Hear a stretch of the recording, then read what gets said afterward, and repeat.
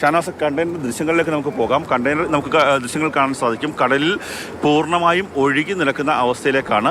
ശക്തികുളങ്ങര ഹാർബറിന് സമീപത്താണ് ആദ്യം എത്തിയത്. അവിടെ നിന്ന് ഏതാണ്ട് ഒരു 500 മീറ്റർ ദൂരത്തേക്ക് ഈ കണ്ടെയ്നർ ഒഴുകി ഇപ്പോൾ തീരത്തേക്ക് എത്തിയിട്ടുണ്ട്. മറ്റുള്ള സ്ഥലങ്ങളിലേക്ക്, അതായത് വാടി അടക്കമുള്ള പ്രദേശങ്ങളിലേക്ക് ഒഴുകി പോകാനുള്ള സാധ്യതയും വളരെയേറെയാണ് എന്നുള്ളതാണ് നമുക്ക് മനസ്സിലാക്കുവാൻ സാധിക്കുന്നത്. പ്രദേശവാസികളായിട്ടുള്ള ആൾക്കാരൊക്കെ തന്നെ ഇവിടെ ഉണ്ട്. പ്രദേശവാസികൾ, ചേട്ടാ, ഒരാശങ്കയുണ്ടോ നിങ്ങൾക്ക്? ഒരു കുഴപ്പമൊന്നുമില്ല.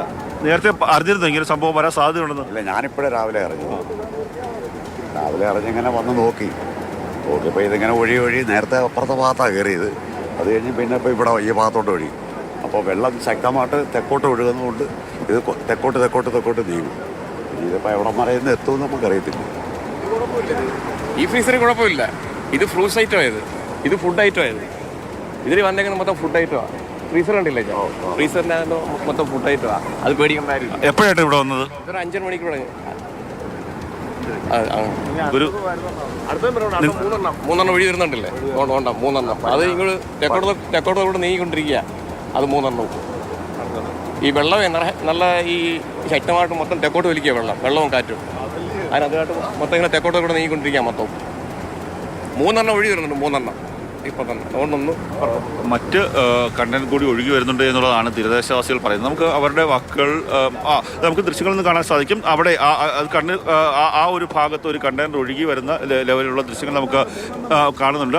തീർച്ചയായിട്ടും 3 കണ്ടെയ്നർ കൂടി ആ കടലിൻ്റെ ഭാഗത്ത് ഒഴുകി നടക്കുന്ന ഒരു അവസ്ഥ തന്നെയാണ് ഉള്ളത്. ആ പ്രദേശത്ത് നമുക്ക് ക്യാമറയിൽ കാണാൻ സാധ്യത കുറവാണ്. പക്ഷേ എൻ്റെ കണ്ണുകൊണ്ട് കാണാൻ സാധിക്കുന്നുണ്ട്. കണ്ടെയ്നർ ഇവിടെ നിന്ന് ഏതാണ്ട് കുറച്ച് ദൂരെ മാറി കടലിൽ ഒഴുകി നടക്കുന്ന ഒരു അവസ്ഥയാണ്. അവിടെ 3 കണ്ടെയ്നർ, അവർ പറഞ്ഞതുപോലെ തന്നെ 3 കണ്ടെയ്നർ വിവിധ ഭാഗങ്ങളിലായി ഒഴുകി നടക്കുന്ന അവസ്ഥയുണ്ട്. അതായത് തീരത്തടിഞ്ഞത് 4, ഒപ്പം തന്നെ 3 കണ്ടെയ്നർ കൊല്ലത്തിൻ്റെ തീരമേഖലയിൽ കൂടി ഒഴുകി നടക്കുന്നു എന്നുള്ളതാണ് ഏറ്റവും പ്രധാനപ്പെട്ട കാര്യം.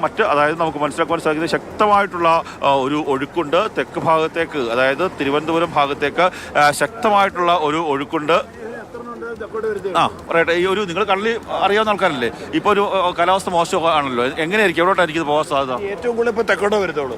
വെള്ളവും കാറ്റും തെക്കോട്ട് നിൽക്കുന്നതുകൊണ്ട് ഏറ്റവും ഇത് തെക്കോട്ട് ഒഴുകത്തുള്ളൂ. ഇപ്പോഴത്തെ അന്തരീക്ഷത്തിന് കാറ്റ് വടക്ക് നിൽക്കുന്നതുകൊണ്ട് ഈ സാധനം എപ്പോഴും തെക്കോട്ട് ഒഴുകത്തേ ഉള്ളൂ. എത്ര എണ്ണം ഉണ്ടെങ്കിലും അത് തെക്കോട്ട് വരാനാണ് സാധ്യത. ഇനി വരത്തേ ഉള്ളൂ, മൊത്തം ഒഴി വരത്തേ ഉള്ളൂ. അതിനുവേണ്ടി കാറ്റ് അനുകൂലിക്ക് തെക്കോട്ട് തന്നെ നിൽക്കുക. ഒരു പേടിയുണ്ടോ എന്താ സംഭവം അറിയില്ലല്ലോ. ഇത് ഇങ്ങനെ മേളിൽ കടന്ന് വരുന്നതുകൊണ്ട് കുഴപ്പമില്ല, കരക്കണിയാന്നേ കുഴപ്പമില്ല. കടലിൽ വെച്ച് പൊട്ടായിരുന്നാൽ മതി. അതുകൊണ്ട് നാട്ടുകാർക്കൊരു സമാധാനമുണ്ട് അങ്ങനെ വരികയെന്നുണ്ടെങ്കിൽ. ഈ പ്രദേശവാസികളായിട്ടുള്ള ആൾക്കാരാണ്, കടലിനെ അറിയാവുന്ന ആൾക്കാരാണ്. അവർക്കൊക്കെ തന്നെ പറയുന്നത് ഇത് നേരെ തെക്ക് ഭാഗത്തേക്ക്, അതായത് കടലിൻ്റെ ഒഴുക്ക് തെക്ക് ഭാഗത്തേക്കാണ്. ശക്തികുളങ്ങര ഹാർബർ, നീണ്ടകര ഹാർബർ അടക്കം തന്നെ ഉള്ളത് വടക്ക് ഭാഗത്താണുള്ളത്. അതുകൊണ്ട് ക്യാമറ ദൃശ്യങ്ങളിൽ പൂർണ്ണമായും കാണാൻ സാധിക്കുമെന്ന് എനിക്ക് കരുതുന്നില്ല. കണ്ണുകൊണ്ട്, നഗ്നനേത്രങ്ങൾ കൊണ്ട് കാണാൻ സാധിക്കുന്നു. അവിടെ 3 കണ്ടെയ്നർ കടലിൽ ഒഴുകി നടക്കുന്ന ഒരു അവസ്ഥയാണുള്ളത്. ഇതെപ്പോഴായിട്ടാണ് കണ്ടത്?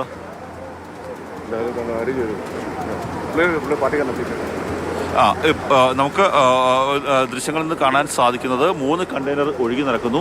ഞാനിപ്പോൾ നിൽക്കുന്ന സ്ഥലത്തായിരുന്നു നേരത്തെ ഈ തീരത്തോടടിഞ്ഞ കണ്ടെയ്നർ ഉണ്ടായിരുന്നത്. പക്ഷേ അത് കുറച്ചുകൂടി ഒഴുകി മുന്നോട്ട് പോകുന്ന ഒരു സാഹചര്യമാണ്. നമുക്ക് വേണമെങ്കിൽ ആ ദൃശ്യങ്ങളിലേക്ക് കൂടി പോകാൻ സാധിക്കുമെന്ന് കരുതുന്നു.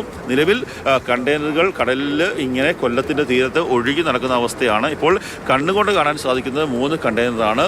കൂടുതൽ കണ്ടെയ്നറുകൾ ഇവിടേക്ക് ഈ മേഖലയിലേക്ക് ഒഴുകി എത്തുന്നു. നമുക്ക് ആ ദൃശ്യങ്ങൾ കൃത്യമായി ഷാനവാസ് ആ ദൃശ്യങ്ങളിലേക്ക് എത്തിയിട്ടുണ്ട്. ആ ദൃശ്യങ്ങളിൽ നമുക്ക് കാണാൻ സാധിക്കും ആ കണ്ടെയ്നർ പൂർണ്ണമായും ഒഴുകി മുന്നോട്ട് പോകുന്നതാണ്. തെക്ക് ഭാഗത്തേക്കാണ്. വലിയ രീതിയിൽ കടൽ പ്രക്ഷുബ്ധമായി കലിപൊണ്ടിരിക്കുന്ന കടലാണുള്ളത്. ആ കടൽ പൂർണ്ണമായും പ്രക്ഷുബ്ധമായിരിക്കുന്ന ഒരു സാഹചര്യമാണ് നിലവിലുള്ളത്. ഇപ്പോൾ നിങ്ങൾക്കൊരു ആശങ്കയുണ്ടോ? എന്താ അവസ്ഥ? കെമിക്കലിൻ്റെ പ്രൊഡക്റ്റും കാര്യങ്ങളൊക്കെയാണ്, എന്തെന്ന് അറിയാൻ പറ്റത്തില്ല. അതിൻ്റെ ആയിട്ടുള്ള എന്താ സംഭവിക്കുന്ന പറയുന്നത്, കടലിൽ പ്ലാസ്റ്റിക് കൂടി മാലിന്യം ഇവിടെ മൊത്തം അടിഞ്ഞിട്ടുണ്ട്. എന്തോന്ന് പൊട്ടിയതൊന്നും അറിയത്തില്ല. മാലിന്യം കെമിക്കലിൻ്റെ ഒരുപാട് അംശ സാധനങ്ങൾ കടലിലോട്ട് അടിഞ്ഞുകൊണ്ടിരിക്കുക. അവിടെ ആ സൈഡിലൊന്നും കാണാം പ്ലാസ്റ്റിക്കിൻ്റെ ഒക്കെ അവിടെ അടിഞ്ഞു കിടക്കുന്നുണ്ടോ? തീർച്ചയായിട്ടും പ്ലാസ്റ്റിക്കിന് പറഞ്ഞ പോലെ തന്നെ ഈ പ്രദേശത്ത് പോലും പ്ലാസ്റ്റിക്കിൻ്റെയും അതുപോലെ തന്നെ സ്പോഞ്ചിൻ്റെ അംശങ്ങളുണ്ട്.